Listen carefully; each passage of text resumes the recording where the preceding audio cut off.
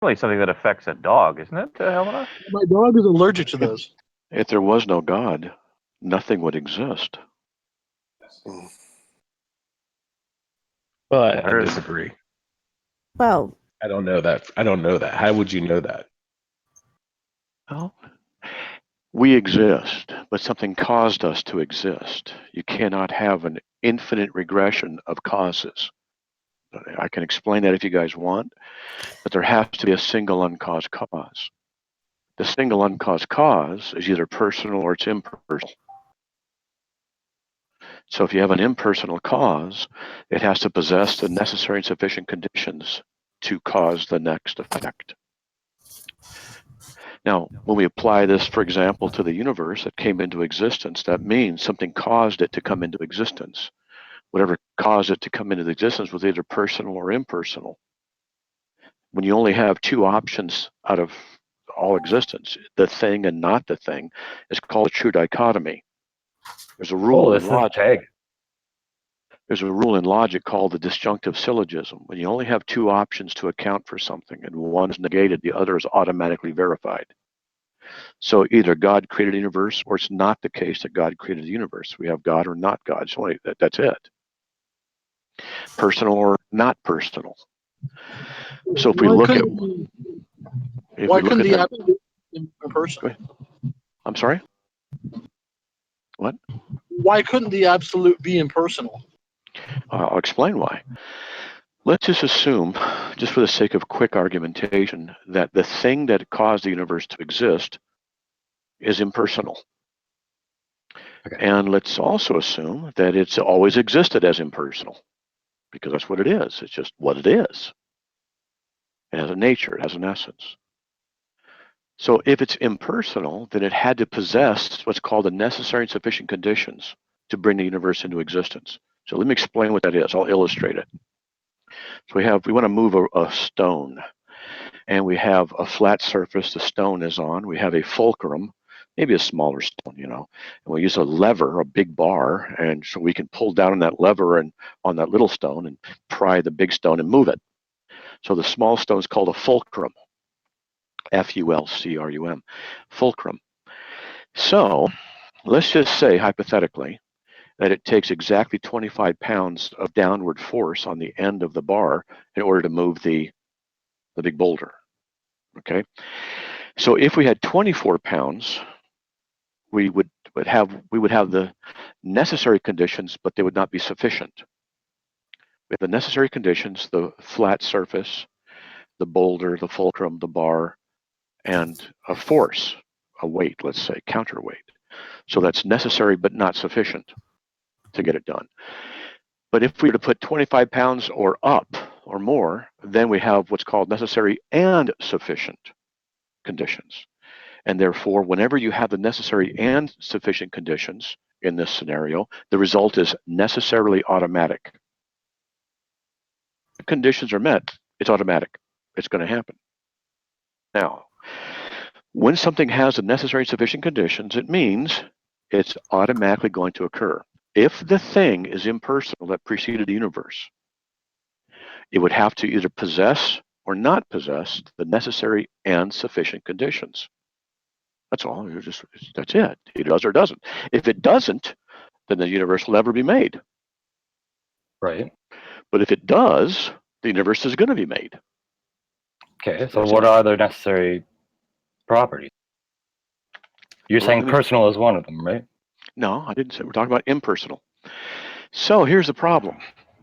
Yeah, you're proving it has to be personal. If the thing that preceded the universe existed eternally, then it eternally possessed the necessary and sufficient conditions. But if it eternally possessed the necessary and sufficient conditions, then the universe would have been created an eternity ago. But that would mean that the universe is infinitely old. But the universe is not infinitely old. So therefore, it could not be that the thing that caused the universe to exist was impersonal. Yeah, that argument is fallacious. Why is it fallacious?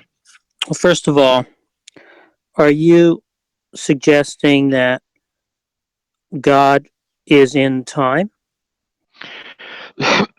What I was doing was showing you the impossibility of the non-personal position. That's all I was doing. What you did was ignored the argument and the logic and went to a different direction. So, germane to what I raised.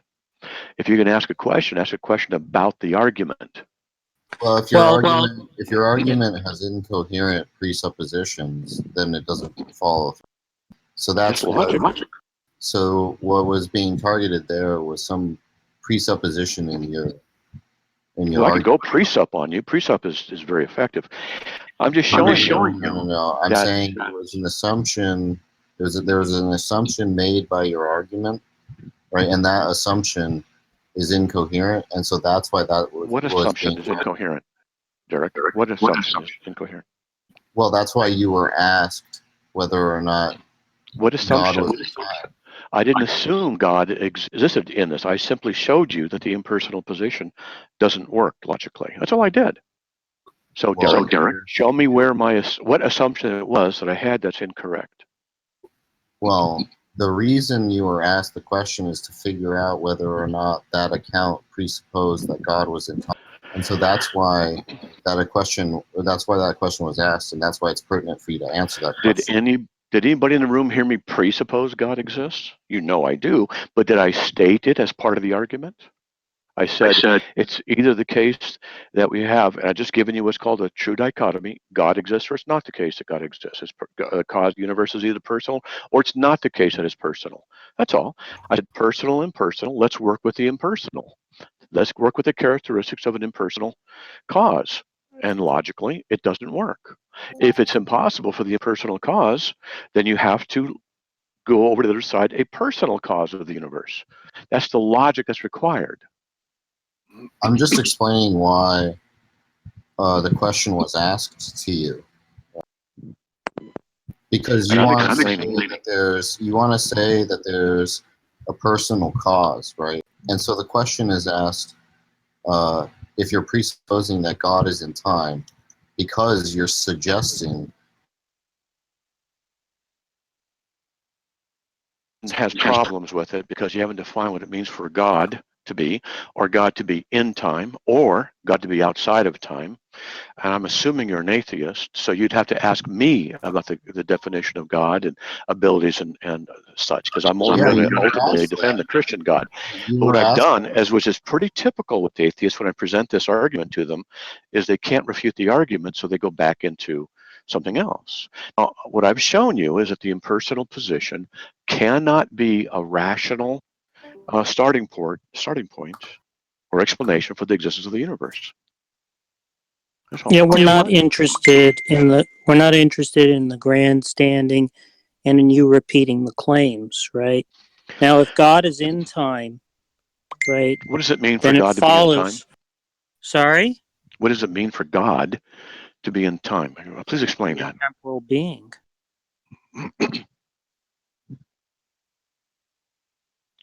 If you could explain it, I'd be grateful. I'd be happy to hear that, because I want to know what you're going to be. If you're going to make an assertion and build a case on the assertion, I'm going to ask you to define a little bit better than what does it mean for God to be in time? Are you saying he's restricted to time? No, his relation is to temporal events, right? Like he knows what when now is, and he's in time. He knows what time it is now. Okay, in that sense, I would agree. Yes, he knows what time it is here. That's not what I'm talking he knows where I am in my house. I'm saying that he exists. I'm saying if he exists, right, outside of time, right, and causes the universe to exist, right, then your argument wouldn't apply to something impersonal that existed outside of time and could cause the universe. No, that's a non sequitur on your part, Snow. Look, if you're going to tell me that God exists outside of time, you should know I tell Christians, I teach Christians about argumentation. I say, don't say that. I tell Christians not to say that. And the reason I do is because I say, what does it mean to be outside of time? We don't know what that means. no way of saying, Fine. oh, I can If understand what he's in outside of time, time is, so I'm going to if argue he's from that. in You time, don't know what it, if hold he's on, in Snow. time, You look, don't know what it stop is. talking. You don't know. Stop it. Look. Okay. Stop Oh, talking. I thought, Stop you don't want me to talking. speak? Okay, Stop. go ahead. Tell me Stop. when it's okay for me to talk. Just Go ahead. I'll tell you when it's okay. Okay. Now you've got a choice, right? Either the universe was caused by something outside of time or something inside of time, right? Now, if it was caused by something outside of time, your argument doesn't apply, right? Now, if it's caused by something inside of time, right, the same objection that you make to an impersonal cause applies to a personal cause, because something has to explain the fact, right, that it happened in one moment in time rather than another, right? And that's why your argument is fallacious.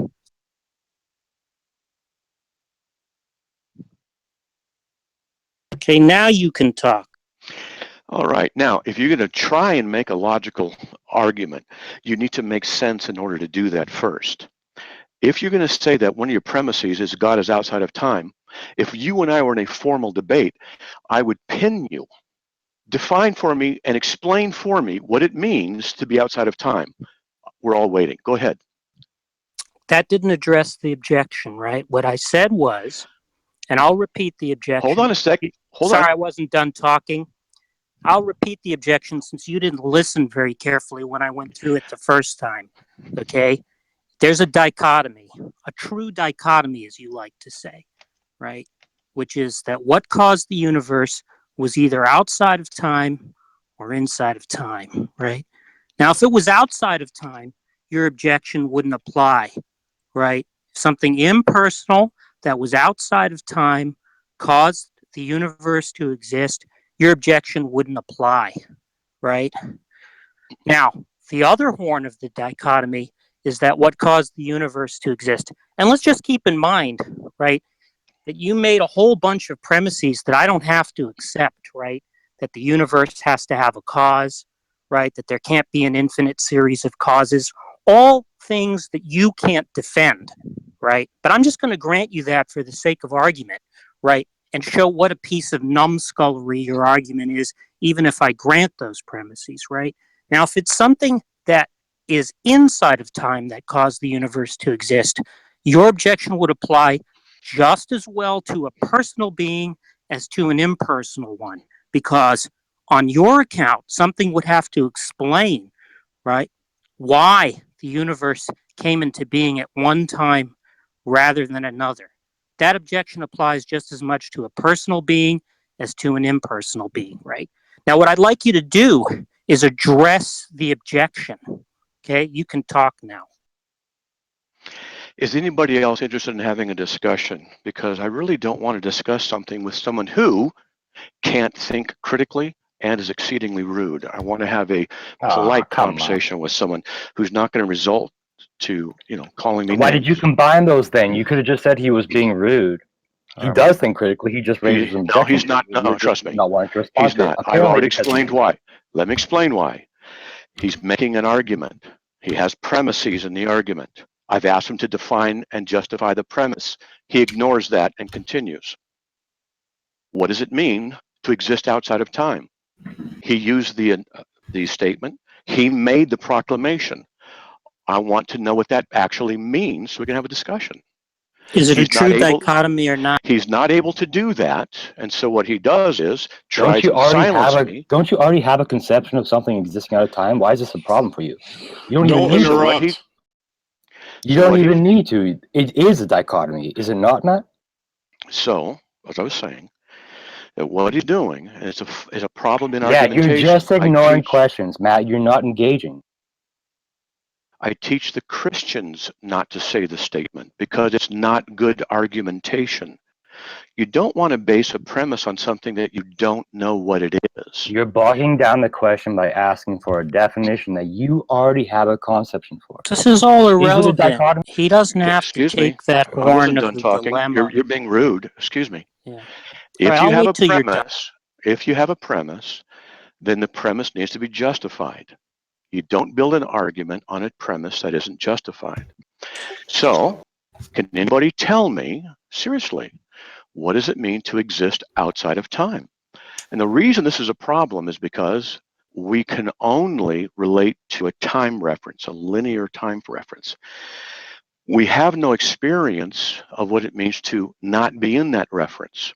Therefore, it's not possible for us to say, this is what it actually is. We don't know. To build an argument on something that you don't know what it is not a good place to start. That's why I tell my Christians, don't do that. It's Great. not just you guys. I say, don't do that. It's not just you guys. I say Great. that Christians don't do it.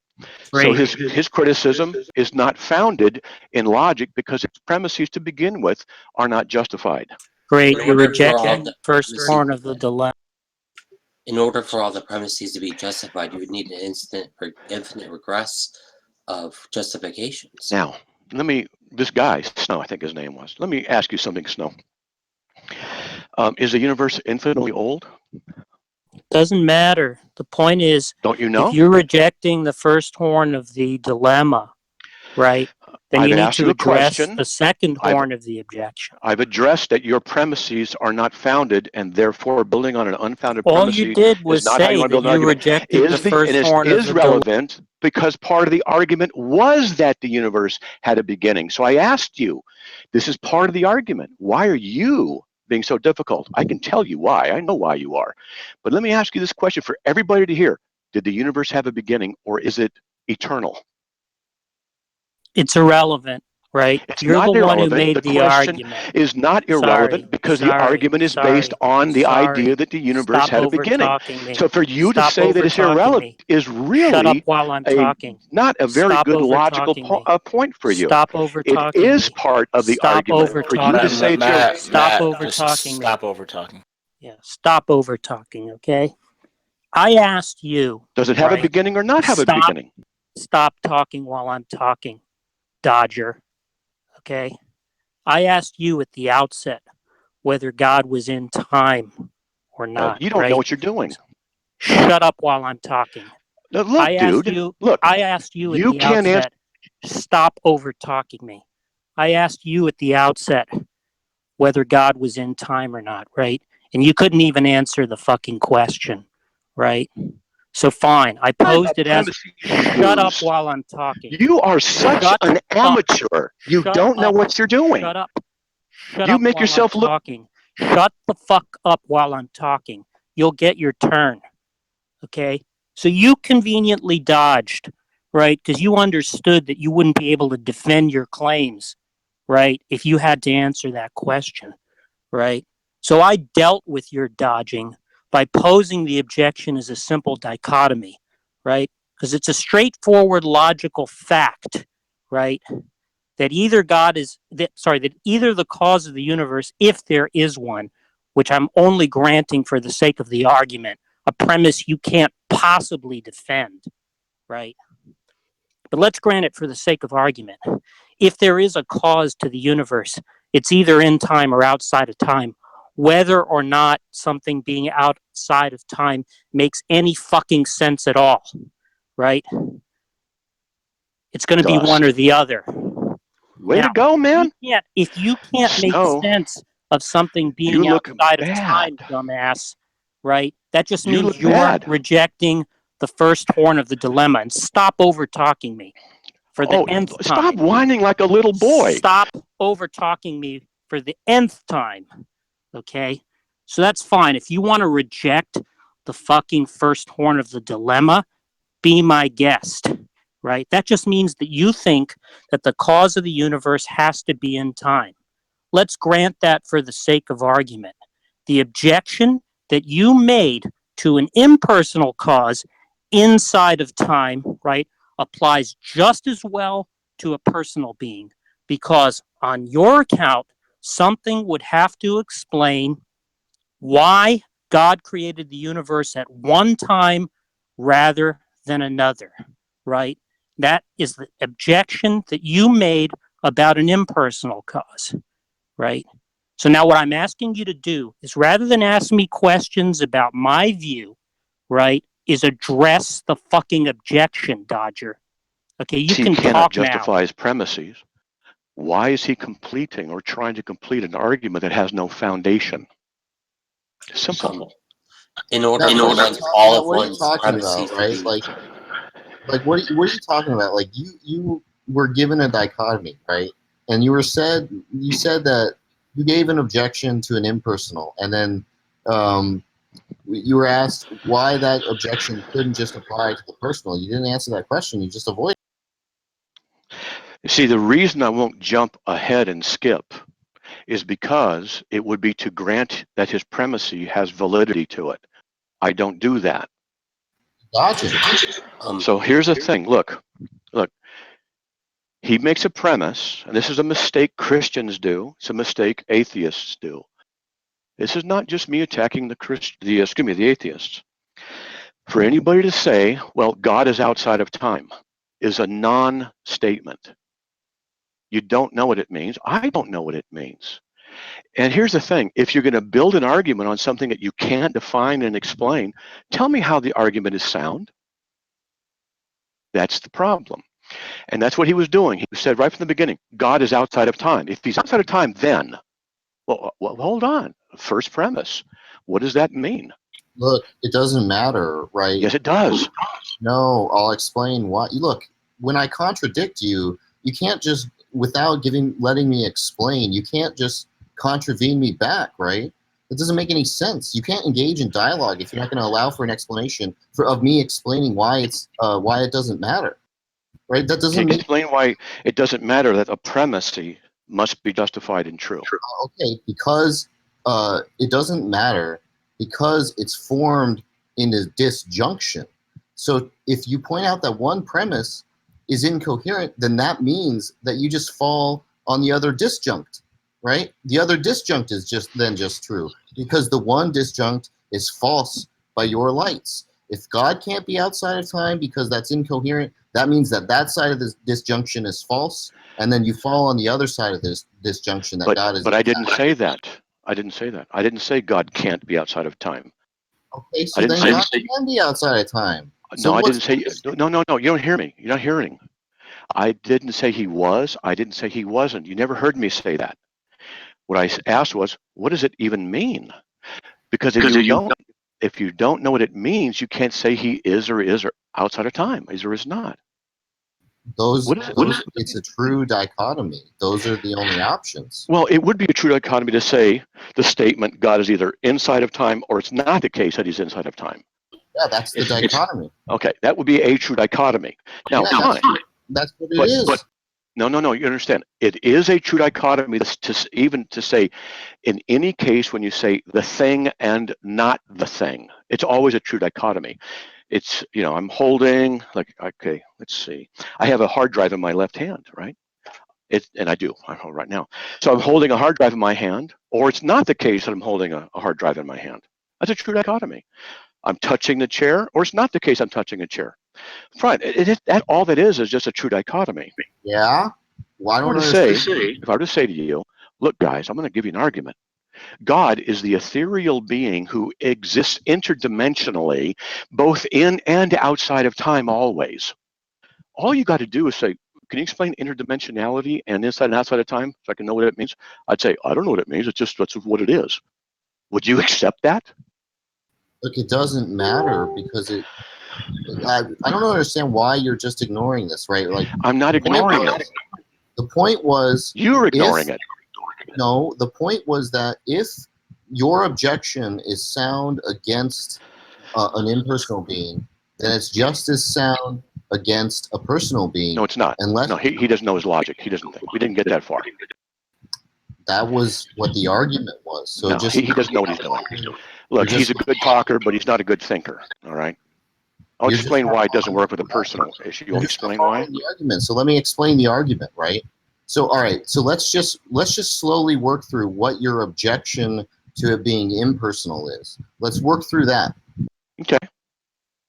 So what's did you understand the argument I raised? No. What's the objection? Objection to what? To it being an impersonal cause of the universe or whatever. Okay. I said the universe is either caused or it's not caused. The universe came into existence, so Right. therefore it was caused. Would you agree? I'm asking, I don't care about that. I'm asking what the objection is to it being an impersonal cause. What's the objection that you rendered? I was trying to see what level of understanding you have in the argument that you want me to. Look, I don't want any of the. I'm just going to grant you whatever you need to get to the point where you're rendering the argument for against the impersonal cause. So whatever you think is true, I'm granting for the sake of argument, right? Whatever you think is true, I'm granting for the sake of argument. It's only until you get to the point where you're defending the objection against the impersonal cause. That's what I'm interested in. So what's the objection against the impersonal cause? Now, can I lay this out, or are you going to tell me I can't do it the way I want to do it? If you're defending the objection against the impersonal cause, then I'll allow you to go on. If you will decide, allow me. That's nice of you. Thank you very much to allow me that. Allow you to go on if you decide to defend the objection against the impersonal cause. I would already be at the place where we'd be disagreeing in the issue if you had just let me do what I do. Well, I'm not going to let you do what you're going to do. So okay, if you don't want me to, you ask me a question, you don't want me to answer it the way I want to answer it. You want me to answer it the way you want to answer it. What is wrong with you guys? Look, I challenge too much. What I'm asking you to argue for, not for things I'm not. You're arguing about arguing. Why don't you just let me do what I do and show you? So stop arguing about arguing and just present your objection and just. You're the one doing that. Stop arguing. Let me ask you a question. Let's start one step at a time. Is that okay with you? Your question. I'm not interested in your question. I'm interested in all your right. Okay. I tell you what, guys. I'm going to go take off, and because this is just ridiculous. Yeah. You're not presenting your argument. Just present your argument. I'm not allowed to present my argument because I'm just. I will give you free reign. I will give you. You don't give me anything. Yeah, I'll give you free reign. What you've been is exceedingly rude. He ran away. He was in trouble and he knew it. Your boy Doc Dawkins up in the hood. What up, homie?